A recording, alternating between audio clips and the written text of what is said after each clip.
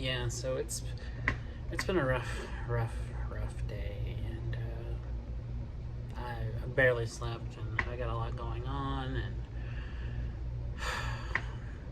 there's problems with the living situation, and the normal money problems, and all that shit. So I'm just gonna talk about something completely unrelated to take my mind off of it.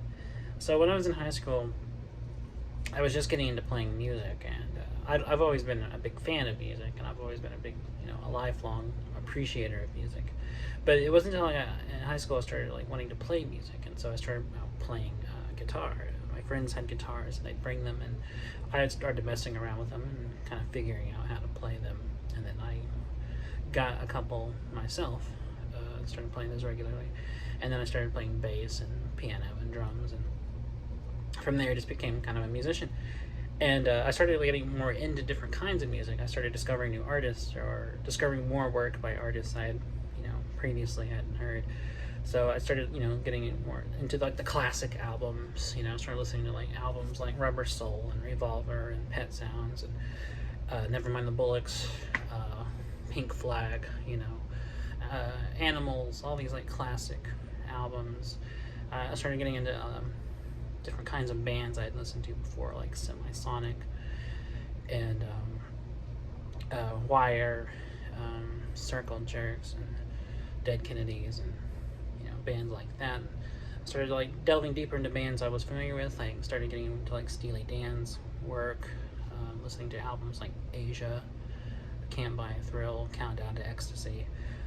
Robert Demi's book, 1001 Albums to Listen to Before You Die, was very immeasurable in helping me discover a lot of things I hadn't heard.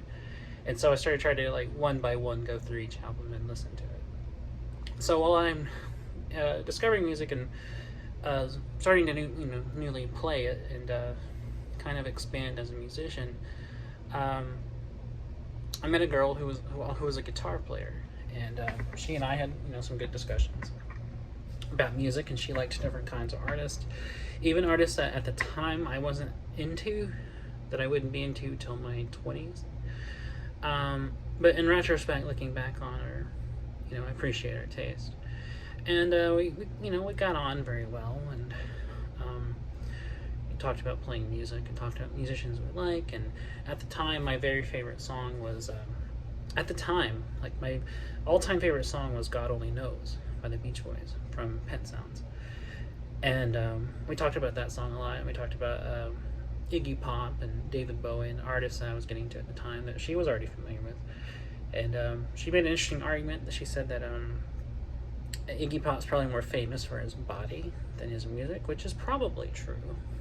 I think people think of him more for what he looks like, the shirtless wild man on stage, more than they think about his work. With the exception of songs like "Lust for Life," or "The Passenger." But he's in a whole body of work of great songs, with and without the Stooges. Who I was also getting into. I was getting into the Stooges at the time. I was getting into like Velvet Underground and MC5, and I was getting into like Captain Beefheart, Frank Zappa, Mothers of Invention, stuff like that.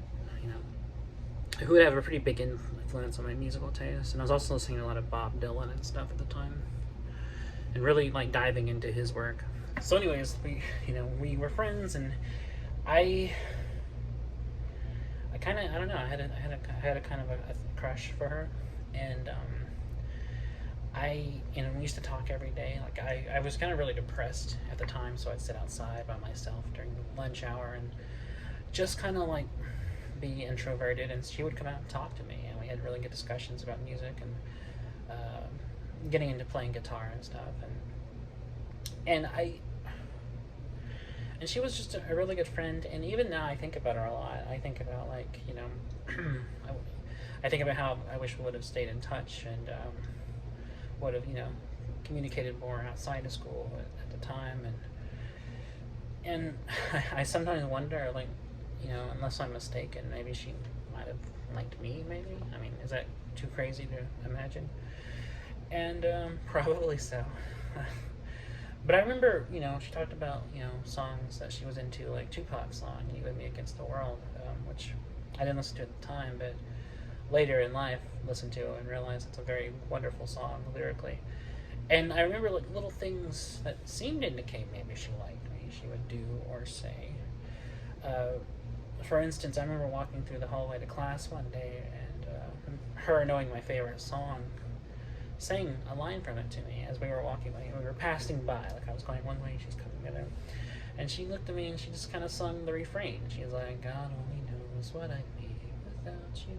And I was like, love that song. And I was very, Jesus. I was very oblivious at the time.